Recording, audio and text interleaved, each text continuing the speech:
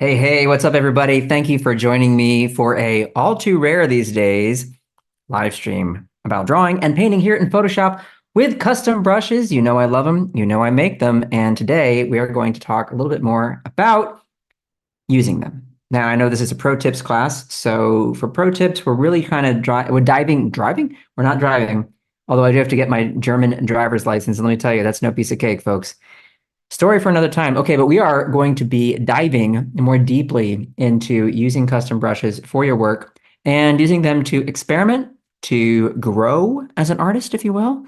Um, One of the things about using custom brushes is it's basically like you're switching up the medium you're working with all the time. And the result can be that you suddenly hit upon a new style in which you can work, a new direction, a new idea.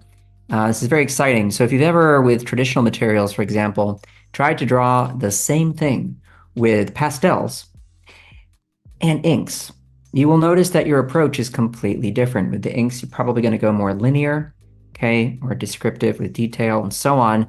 Then you switch over to those big, chunky, messy pastels, and you have to think in a completely different visual vocabulary, if you will. And so with custom brushes, well, then we're going to be doing kind of that, except that you can very rapidly change the game every single brush, and you can do it with, well, honestly, over 2,000 of them if you are using Photoshop or Fresco and you use that Get More Brushes link or Discover New Brushes in Fresco and download all that goodness. All right, so let's jump into it. We're here in Photoshop, and you can see me just playing around here with some wintry kind of colors. After all, it is winter, and we're using today the Winter 2024 brush update. Now, this is free and available to everybody. If you were in the United States, these came out December 15th, I believe, and everywhere else in the world a couple days ago. So you can download them if you're in Photoshop. Over here, where you have your brushes, there is a little drop-down menu right there. And look here, get more brushes. That is the magic link. Now, if you get the more brushes from there, it's going to take you to a login page through your browser, and you will use your Adobe credentials, your username and password, and you're going to see then the mother load. You're going to see the Megapack watercolors. You're going to see all of the seasonal brush updates that I do for you fine folks out there. About once a quarter, I release a brand new set, and these winter brushes are there waiting for you at the very top of the page, and they're the latest seasonal update. Let's pause for a second and see if we have anybody here in the chat. I'll go ahead and refresh Behance, and maybe I'll see some familiar faces and some friends of mine from back in the day. I know I haven't been here in a while. I apologize. Steve, Penny, Patrick, Jack, Robert, Oliver, Clever, Cryo, Gus, good old Gus. Who else do we have here? I'm looking, I'm scrolling. Did I say hi, Lisa? Everybody. Does Illustrator also have download brushes? Asks Lisa. What a great question. No, not through us. But guess what, Lisa? You can get all kinds of custom brushes for Adobe Illustrator through many third-party creators, and they are fantastic. So go ahead and search for those on places like Creative Market, for example, or Gumroad, and you'll find some really cool options, okay? All right, happy Wednesday, PJ. Thank you for joining. So let's talk a little bit about what's in this brush set. Let's do some drawing then together and talk about using these custom brushes or any custom brushes to expand your visual vocabulary, to try new things, to grow as an artist, okay? I'll go ahead and get rid of all this nonsense. Little Command Delete to fill with the background color. And we're off to the races. All right. Here we have the Winter 2024 brushes loaded. You'll see I have other seasonal brush sets here available to you, and I just throw everything in there that I can. Now, I want to warn you, okay? If you go too brush crazy like me, I want to warn you there's a little bug, okay, that needs to be squashed in Photoshop. And that bug has to do with the total number of brushes you can have loaded at any one time. Question is, how many brushes is that before this bug is triggered? And the bad news is I don't have an answer for you, but I will tell you that I hit that maximum when I was creeping up towards 2,000 brushes loaded at the same time. So be mindful of that. If you're not using a certain number of brushes, regularly, just go ahead and remove them. You can always add them back in later. All right, but you will see that I do have quite a few brushes here loaded. All right, now back to our winter 2024. A lot of times when I do these brush sets, I do a pretty detailed walkthrough. I will do a little bit of that, but I do want to draw more today, and I do want to talk more in general about using custom brushes. But just to give you some quick highlights and give you some ideas for how to use these, I'm going to do that. So starting at the top with the Greco brush.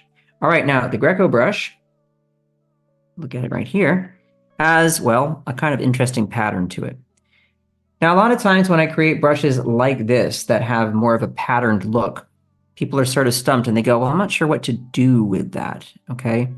Here's what I want you to think about. With any kind of brush that has an interesting sort of patterned look to it, okay? Think about this brush first as maybe a surface texture brush option. So for example, let's say that I had maybe a quilt or a blanket or something like that in a scene, and I wanted to use colors that were similar to one another, right? So for example, I'll just use kind of a nice orangey color here, and I'll go ahead and make a shape for this blanket using the Option Delete key keyboard shortcut to fill in that color. All right, now while I've still got that selected, look at this. You could just go ahead, go a little bit darker, okay, a little bit more towards red, and then just do something like this. Okay, just kind of following those contours, right? See what I'm doing here? And that just turns it into something a little bit more interesting. All right, so that's a way to use a brush like this. You could even go cross contour here, okay, and add more juice, whatever you want. But if you think about surface texture, this is a great way to use these kinds of brushes. So keep that in mind. Another thing you can do is you can use brushes like this simply for suggesting things in the background, things that are maybe not as clear or as focused. If, for example, you were doing some kind of foliage, for example, why don't I grab one of the brushes we have in here that actually does have some foliage, like this leaf alot brush, okay? So maybe I have some leaves off here, okay? And then if I just overlay with the Greco brush here and there, okay? It's not taking anything away from those shapes, but I can just sort of throw that in the background. And we're suggesting that there's something happening there, but these shapes don't have to be clearly defined. And they play really nicely together. See what I mean? And if I grab this color here and go a little lighter, I can even hit some of this on top with that same brush. And now what we're doing is we're adding depth and interest, but we're not necessarily adding any focal points or anything specific. So this is a way to use brushes where in one case you have a little bit of a happy accident situation happening, which is kind of what you can get with a lot of natural media. But another, maybe you're removing focus a little bit, but adding some interesting texture, some interesting shapes, and things like that. In other words, I think it's important not to always be thinking literally when you do use these custom brushes.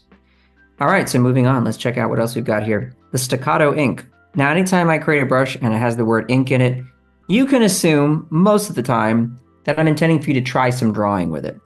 And like most of the inking tools I make, not all, but most, there's going to be some kind of interesting quality to the line when you draw with it.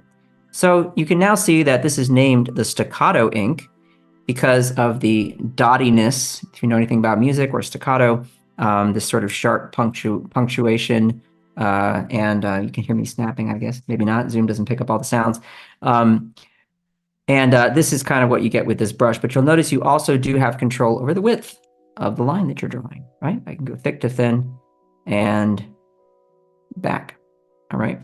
So why would you use a brush like this? Well, once again, this is the kind of thing that adds a little bit of character, personality to something that you're drawing. If you do want to use it in more of a textural way, you can simply bear down like this, try drawing repeating lines in one direction for some texture. And you'll notice that with each of these lines, you're going to get breaks that happen in different spots along the edges through the center, right? And this is going to be a really nice thing for you to have a randomness to what you're drawing. I'm not a huge fan usually of things being too repetitive. I think that's what tends to make digital brushes look digital. And so something like this can help. But if you use a very, very light touch, you can also get some really nice faint and delicate line work with the same brush. When I say light touch, I mean I'm using light pressure when I'm drawing with the stylus. And let's just zoom in on that and you can see what that does. All right. So you can imagine using a combination with even just this one tool of drawing certain shapes that are a bit bolder. If you pass over an area multiple times, you can eliminate some of the gaps and so on, right? And then you could move from thicker lines to thinner lines, traveling across. Maybe you do some crisscrossy action like this, some cross hatching and so on. All of that with the same tool. So it's pretty versatile. All right, the looper. Look at this thing. That's crazy. Once again, a lot of the brushes don't have any specific purpose, okay? And remember that you're never, because of a digital environment, locked in to using them in one specific way. All right, but if you do want to use a brush like this, well, just think of all the many ways you could add texture as a surface texture like I did with the first, or you can do things more specifically, like think, what does this remind me of if I see shapes like this, if I see patterns like this? Is there anything that springs to mind? Is there anything that you think could be useful?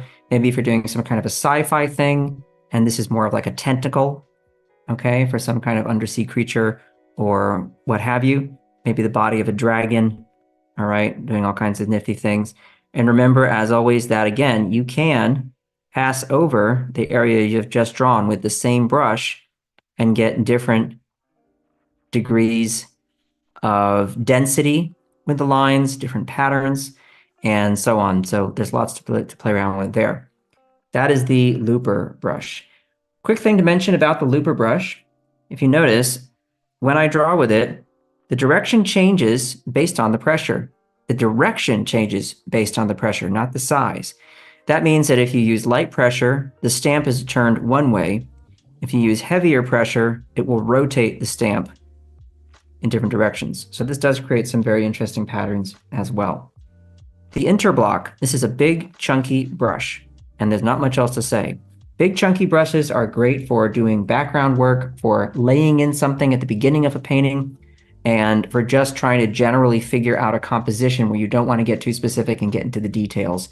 Use something like the Interblock. Now, if you use very light pressure like I've just done there, look at this loveliness.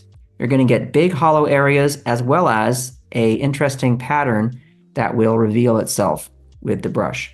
So you can imagine then using a brush like this, just here and there, when you're doing maybe a rocky landscape and you just want to reveal a little bit of shape here and there. It'll rotate based on the turning of your wrist with the stylus. Okay, and that's what we call pen tilt. I know that's a little bit misleading because the tilt normally, we're thinking about the orientation of the pen to the drawing surface.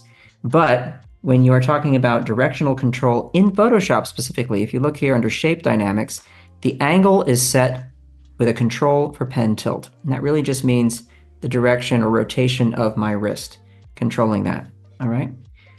Moving back to our list, we have scraped up. Well, this kind of is exactly what it sounds like. Look at that.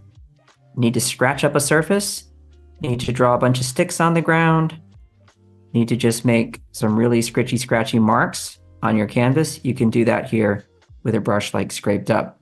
Now, the nice thing is, of course, the more you build it up, the denser it gets. And you can also use pressure to reveal more or less of the texture that's underlying, okay? And I'm sure you'll find lots of ways to use this, but it could be great for drawing something like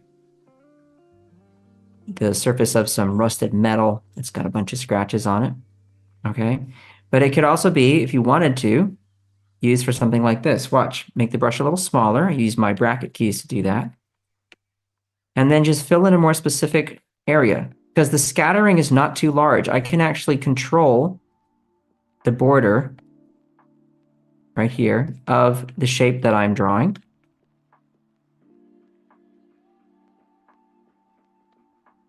And then I could draw or suggest something like hair, right?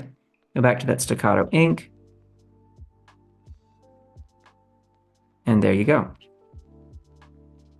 All right, so be creative.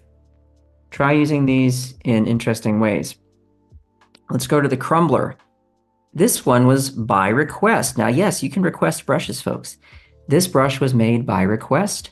My good buddy Frank Franck, if you will, he's French, asked for this brush.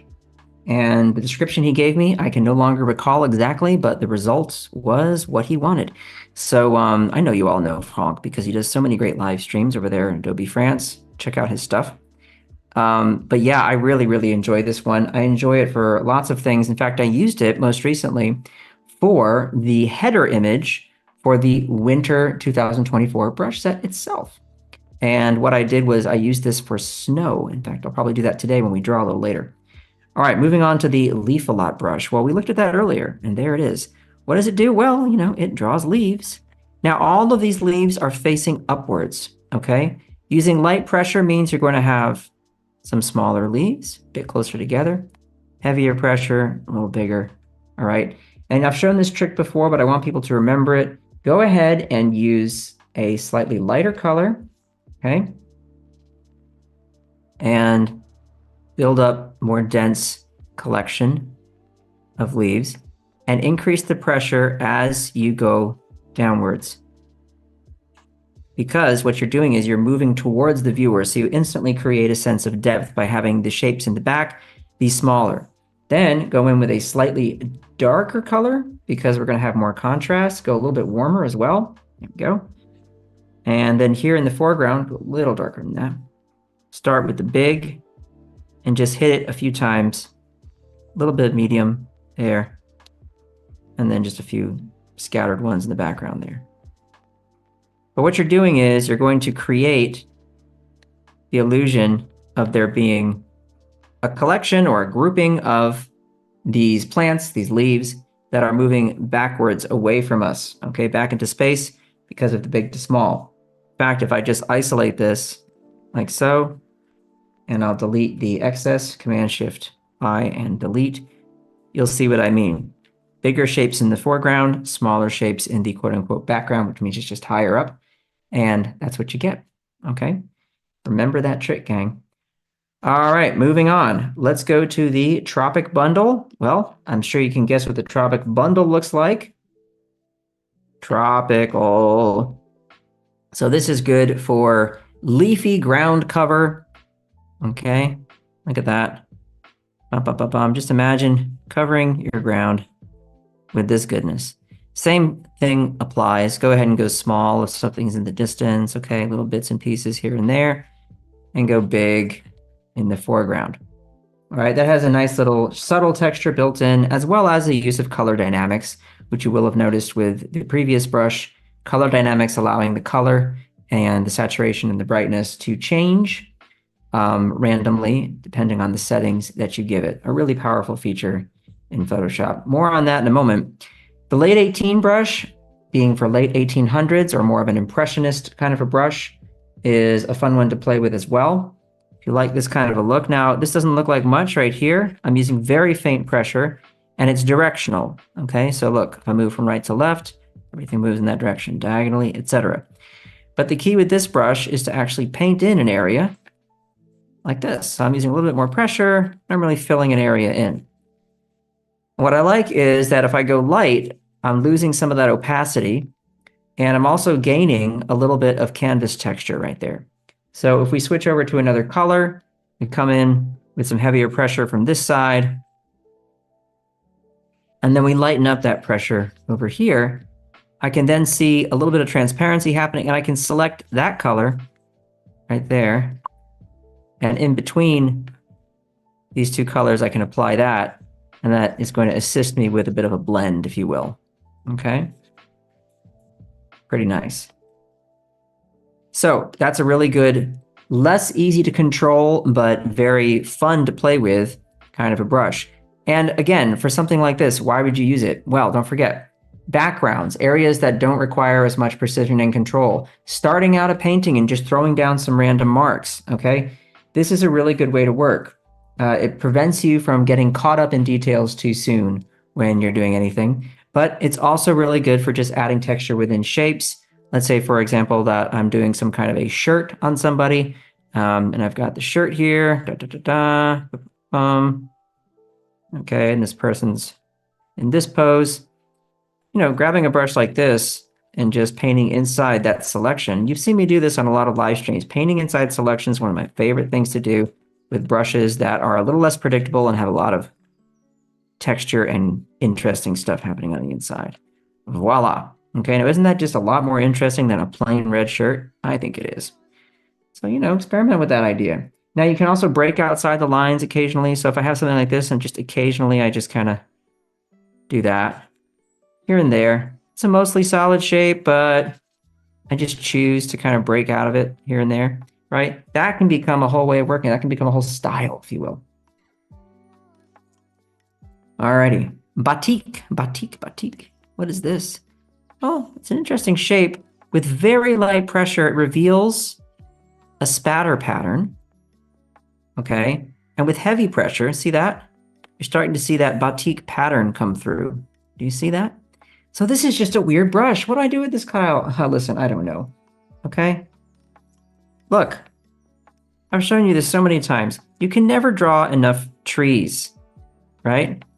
With interesting bark. Woof, woof. All right, look at this. Here, I make this beautiful shape, fill it with some color, okay? And we go in there with this crazy brush and we just do this. We just hit it. Light pressure, heavy pressure, light pressure, heavy pressure. We go dark. We hit it on this side, bang, bang, bang, bang, bang, right? We go super light over here. We just give it a dusting. A little dusting right there. Who's going to question that? They say, yeah, nice tree, right? Except, Kyle, you know, you ignored the very important rule that the trunk and branches and everything must get smaller as they move away from their point of origin. It's a little hard for me to do that with the lasso tool that quickly, but you get the idea, gang. Batik CD. If you know my brushes, you know that CD stands for color dynamics. Color dynamics. So we are, with this brush, employing more color dynamics, same stamping, same basic behaviors, okay, but a bit of color dynamics thrown in where the hue is changing slightly. And that's a nice thing. Moving into a completely different category of brushes here, fresh paint. All right, now this brush is using color dynamics in a way that the previous brushes were not. I'm going to use a lighter color so that you can hopefully see the effect here. See that? I move down, I move across. When I move across, you'll notice that there is a visible line on the outer edge of that brush stroke. Okay, it's very subtle. But this brush, along with a few others in this set, is a nice kind of breakthrough, I'd say, for me with color dynamics, where I'm trying to get less of a sort of per stamp appearance of the color dynamics being really obvious and more of a sort of per stroke option. And I think this is pulling that off kind of nicely there.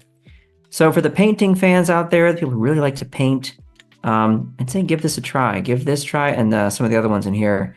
You want to get that feeling of the color not being flat and having a more painterly sort of appearance. You're going to like this brush.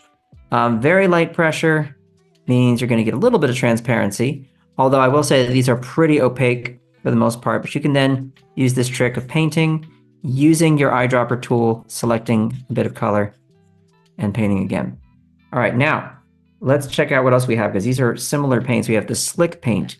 Now the slick paint, okay, is a bit thicker. When I say thicker, I mean doesn't have as much of that transparency going on. And the interior of the brush doesn't have as many visible brush strokes, okay? And if we move on to the best blob, this is a crazy brush. Now, this is one of those brushes, again, where you have very little control, okay? And look at all the crazy color stuff that happens with that. However, you can imagine this is a really fun thing for special effects, and maybe you're doing some kind of magic in your illustration. There's a magical effect, there's a magical action, somebody's cooking up a potion, somebody's doing a spell, there's something happening in the background. Maybe you just want to add it to somebody's clothing, okay, as a pattern, or maybe a scarf, or who knows what. It could even be somebody's hair if you want to go nuts. I mean, why not, right? You know, this could be a way to paint hair, right? We don't know. All right, so let's just check here on the comments. Maybe some folks have some questions. I want to make sure. Kyle makes it look easy. It is easy, Umacorn. Just pick up a brush and play around. Clarissa, I hope you do play with these brushes. They are fun. Yes, good old Frank, Bruce. He's awesome. I just talked to him yesterday. Nice comments here. I like it. Yeah, the crumbler is a great one. Thank you for that, Frank. Serpent-esque, great word, great word. I like that, Penny. Yeah, folks, I'm glad you're enjoying this. This is very cool. All right. Chris, glad you're here. Thanks for joining as well. Glad you're catching the stream. All righty. So quickly going to burn through some of these so we can get to the drawing and the painting. Giverney. Okay, this is another impressionist brush. Now you may be noticing something about this. How is it possible that so many colors are coming out of the same brush? Check out this amazingness. Here's what you can do in Photoshop, folks. You can use your foreground color and your background color simultaneously. Let's make the foreground color this nice, deep, rich blue. Let's make the background color this reddish pink. I'll apply medium pressure. Ooh, I see purples and violets. How lovely. Why is that happening? Because we are blending with medium pressure the foreground and the background color. How about that? Now, if I use a lot of pressure, look at this. A lot of pressure, mostly in the blue range. Less pressure, mostly in the pinkish to red range. Interesting. So what we are doing is we are employing two kinds of color dynamics. We're employing color dynamics that change the hue and the brightness or the value, okay, with every stamp. We're also, though, with every stroke, look at this, using pen pressure to move closer or further away from foreground color or background color, okay? We're running out of time. Oh, I'm sorry. I was told that this is, we're running out of time for the stream. I apologize. I thought we were doing an hour. It's my fault, folks. We'll come back and we'll do more of this. I'll do it on my own channel. Don't you worry. In the meantime, cheers. I love you all. Thanks for watching. Download the brushes and I'll see you again soon.